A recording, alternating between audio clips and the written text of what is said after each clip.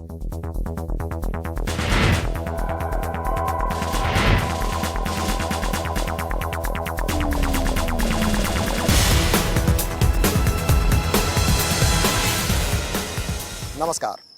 खास मुलाकात में आपका स्वागत है। इस कार्यक्रम में हर हफ्ते देश और दुनिया के किसी न किसी दिग्गज से होती है आपकी मुलाकात। आमतौर पर नेतागण, ज्यादातर मंत्री महोदय, यदाकदा मुख्यमंत्री, उप मुख्यमंत्री, और इस दृष्टि से आज का ये कार्यक्रम सचमुच ही खास है क्योंकि आज आपकी मुलाकात होने वाली है बिहार काडर के एक मशहूर और योग्य आईएएस जो आज किसी परिचय का मोहताज नहीं है क्योंकि खुद देश के प्रधानमंत्री डॉक्टर मनमोहन सिंह ने उन्हें उनकी काबिलियत और रिकॉर्ड तोड़ सफलता के मद्देनजर दिल्ली के विज्ञान भवन में अपने हाथों से सम्मानित किया है। तो आइए स्वागत करते हैं बिहार सरकार के पथ निर्माण विभाग के सचिव प्रत्यय अमृत का।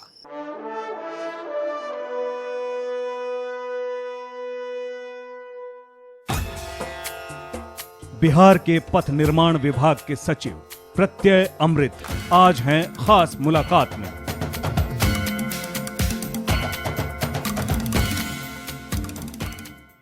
प्रत्यय आपका स्वागत है खास मुलाकात में।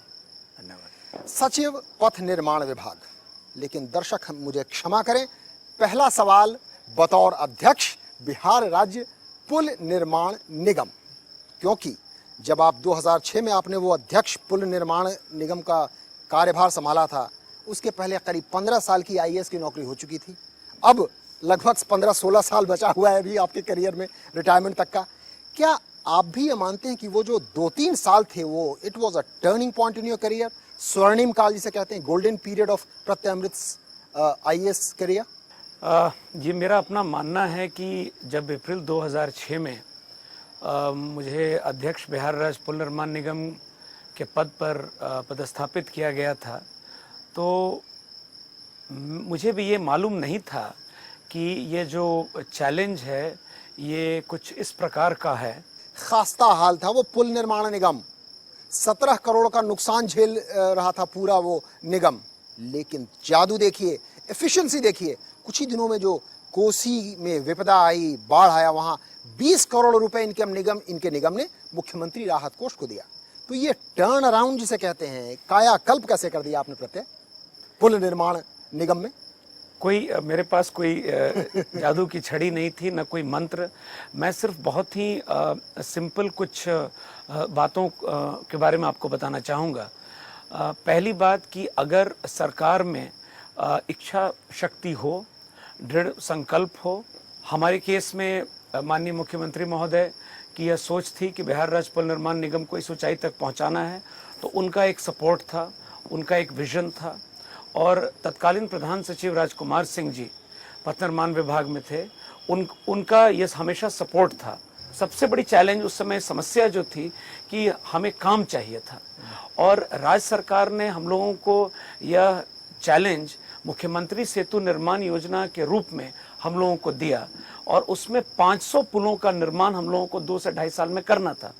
तो एक तरफ काम मिल गया, दूसरी तरफ चैलेंज था जो पुराने काम थे, जो 15-20 वर्षों से अधूरे चले आ रहे थे, उनको पूरा करना था। यही एक मैं आपको याद दिलाना चाहूंगा, एक नाम है करीब अजीबो गरीब, लेकिन वो झकझोरने वाला नाम है पुल निर्माण निगम के लिए भी और शायद प्रत्यय के लिए भी, कटौंझा पुल। कटौंझा पुल से बड़ी अच्छी यादें जुड़ी हैं। मुझे याद है कि प्रभार लेने के बाद तत्कालीन मुख्य सचिव जीएस कांग जी ने मुझे कमरे में बुलाया था और उन्होंने मुझसे कहा था कि अगर यह पुल बन जाता है तो ये उनके जीवन की भी बहुत बड़ी उपलब्धि होगी, और उनकी एक ख्वाहिश थी कि वो मुख्य सचिव के पद से रिटायरमेंट के पहले इस योजना को पूर्ण देखें। मैं जब पहली बार कटौंझा पहुंचा था तो स्थल पर पहुंचने के बाद ही मुझे आभास हो गया था कि ये पुल कितना महत्वपूर्ण है।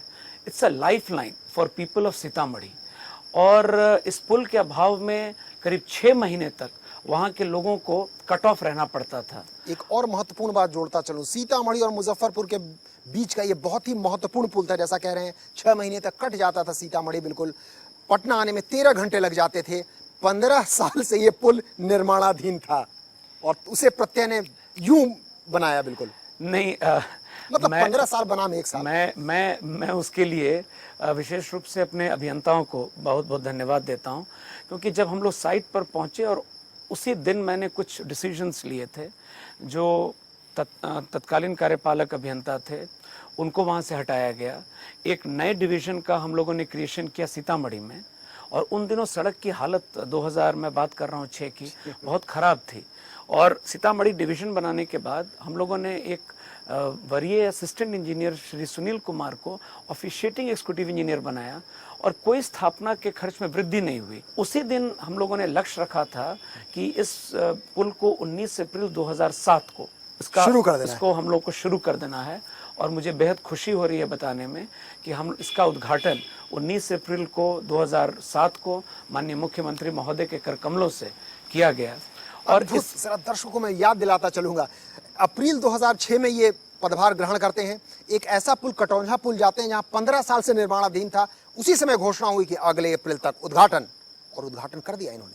इसके बाद जिस इंजीनियर के कार्यभार में इन्होंने वो काम करवाया, उसकी कहानी और रोचक है। जी हाँ, क्योंकि ये पहली बार संभवतः बिहार में, और निगम में तो निश्चित रूप से पहली बार, उस कार्यक्रम में जब माननीय मुख्यमंत्री महोदय आए थे उद्घाटन करने, तो श्री सुनील कुमार के कार्यशैली को देखते हुए उनको विदेश जाने का टिकट दिया गया था, और उन्हें सिंगापुर भेजा गया कॉरपोरेशन की तरफ से, और इनाम स्वरूप उन्हें वो टिकट हम लोगों ने मुख्यमंत्री महोदय के कर कमलों से दिलाया था। किसी भी सरकारी काम में कॉर्पोरेट वर्ल्ड की तरह इंसेंटिव देना, उन्हें पुरस्कृत करना, ये अपने आप में एक नायाब तरीका था। शायद इसी कारण से पिछले 30 साल में, 40 साल में जितने पुल नहीं बने होंगे, उतने 2.5-3 साल में प्रत्येक नेतृत्व में बन चुके थे। कुछ और आंकड़े आप गिनवाना चाहेंगे?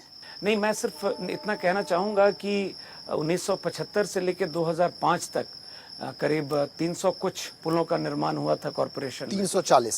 340। और हम लोगों ने पिछले विगत 5 वर्षों में करीब 650 से अधिक पुलों का निर्माण किया है। तो इसके लिए इसका पूरा श्रेय अगर मैं देना चाहूँगा तो अभियंताओं और हमारे कर्मचारियों, अच्छे संवेदकों, और मैं यहाँ आपको अवश्य एक चीज़ कह दूँ कि ऐसा नहीं है कि सिर्फ अभियंताओं को पुरस्कृत किया गया, ऐसे कई अभियंता होंगे जिन्हें दंडित किया गया। तो ये जो मोटिवेशन के लिवर्स होते हैं, हम लोगों ने सभी का प्रयोग किया है। जहाँ पर दंडात्मक कार्रवाई की आवश्यकता थी, बहुत सख्ती से कार्रवाई हुई।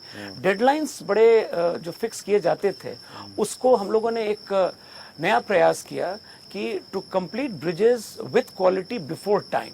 और जो लक्ष्य हम लोगों ने निर्धारित किया, जो हम लोग मिलकर बैठकर स्ट्रेटजी के तहत तैयार करते थे, तो यह प्रयास रहता था कि किसी भी परिस्थिति में उस तिथि तक वो पुल निश्चित रूप से जनता के आवागमन के लिए खुल जाए। बहुत खूब। एक और आंकड़ा बताते चलें, उस समय जब इन्होंने पदभार ग्रहण किया था, करीब 2005 के आसपास, कुल आमदनी शायद उस समय 50 करोड़ की भी नहीं थी, और 3 साल के अंदर 800 से 900 करोड़ के बीच में उस पुल निगम की आमदनी हो चुकी थी। यानी it was a turn around.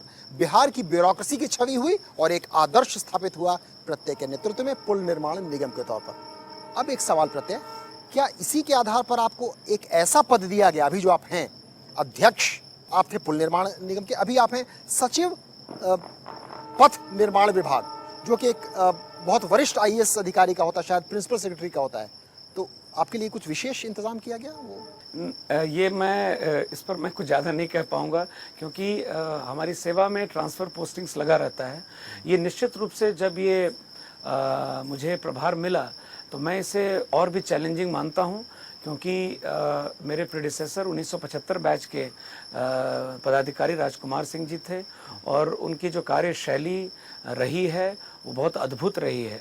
और सर्टनली मेरा मानना है कि this is one of the most challenging assignment I have ever got. बहुत खूब। तो अभी और भी कई चुनौतीपूर्ण बातें इनसे सुननी बाकी हैं। फिलहाल खास मुलाकात में वक्त हो चला है एक छोटे से ब्रेक का, लेकिन हम आपको याद दिलाते चलें कि प्रत्यय अमृत नॉट ओनली मेक्स ब्रिजेस, ये केवल पुल का निर्माण ही नहीं करते हैं, सड़कों का निर्माण ही नहीं करते हैं, बल्कि बिहार और अमीरी के बीच की जो खाई है उसे भी पाटने में किस तरह ये अपनी भूमिका निभा रहे हैं प्रत्यय अमृत, इस विषय पर हम डालेंगे रोशनी, और साथ ही साथ इनके शैक्षणिक और पारिवारिक पृष्ठभूमि पर भी दौड़ाएंगे नजर इस छोटे से ब्रेक के बाद।